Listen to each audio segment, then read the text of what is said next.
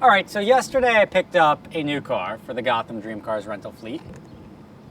Mclaren Mp4-12C. That, I think I got that right. It may be a 12, then 4C, whatever it is. I got the car. And I posted it on Facebook, and I was a couple of guys like, yeah, cool car. But a couple of guys surprised me, and they're like, well, you know, that car really doesn't have any soul, and that doesn't like... And I was just sort of taken aback, because I just drove that car from the dealership in Greenwich down to Englewood, New Jersey. Whatever, not too many miles. I've got it up to 150 miles an hour. And I don't see where they're coming from. I've driven the 458 a lot. Now I've driven the McLaren for an hour. And I don't see when anyone says, well, the Ferrari is better, this is better. This car is awesome. And I'm going to tell you why. Let's go. Actually, let me give you a quick why this car is not awesome. And Ian, you were so astute to point out that this thing has catfish whiskers on it. Look at these things. And these are supposed to go down and push air through and blah, blah, blah, whatever. Unnecessary, just something that can break. Anything that moves can break. The car itself, I mean, this is a 2011. It looks good, it sounds good. I like to hate on Ferrari because they build shitty cars. This is the least shitty Ferrari I've ever driven.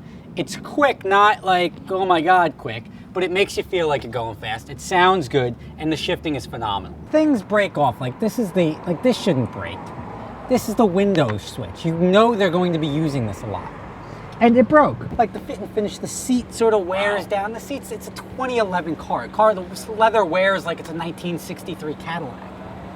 I don't know. I like the car.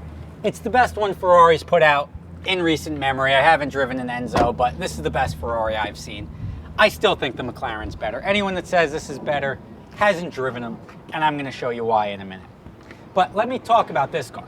The car is awesome. The doors go up. This is how you open the door. Boom. There's no handle. That's all like, and I'm not wearing anything special. It's awesome. And then I think you could do this. Nope, that locked it. I don't know what I'm doing. I'm just rubbing the body. It's not like, it's like a woman. You never know what's going to happen. But look at the engine. Look at the carbon fiber covers. Like, that is good looking car.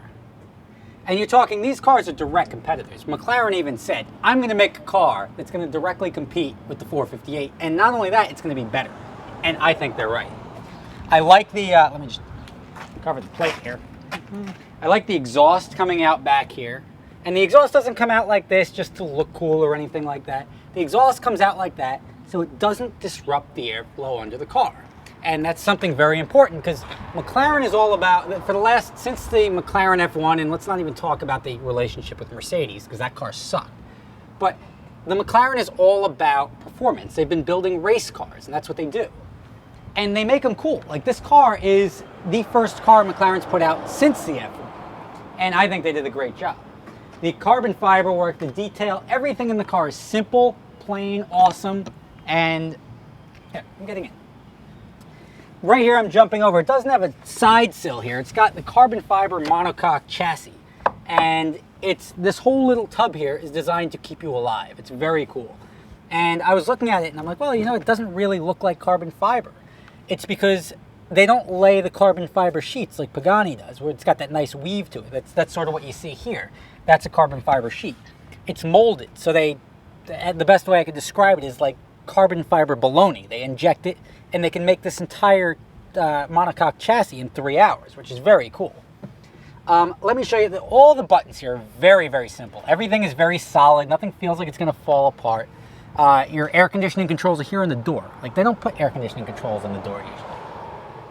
Carbon fiber in here. It's a mini iPad as your radio thing. It's got some cool digital displays in there, except for the analog tach, and really the only thing that matters is the tachometer in these cars. Let me fire her up. I think it sounds nice. People say it does have a twin turbo setup, so you have to hear the exhaust go through the turbos. Some people say it's not loud enough, it's not loud enough. It's plenty loud for me in here. I think it's actually louder when you're cruising than the Ferrari, and it's got a different sound and a very cool sound. These are the switches here. These things are not likely to break. You just push this button active here, it lights these up, and it allows you to then change to sport, track, boom, turns off traction control. These are completely adjustable hydraulic settings, very, very cool. Every button on this car is designed to not break. They did a complete changeover. Instead of just doing what Ferrari and Lamborghini does and copying the paddle shifters, this is a toggle, not a paddle. So this thing moves as one. When I pull this side, it makes this side move. And the other thing it does is when you're going through a turn and you don't want to like reach up here to shift, if you have to shift in a turn, you could just boom, go the other way. You need to give it a little bit of force, but you can push that up and you can shift up and down from either side of the steering wheel, which is very cool.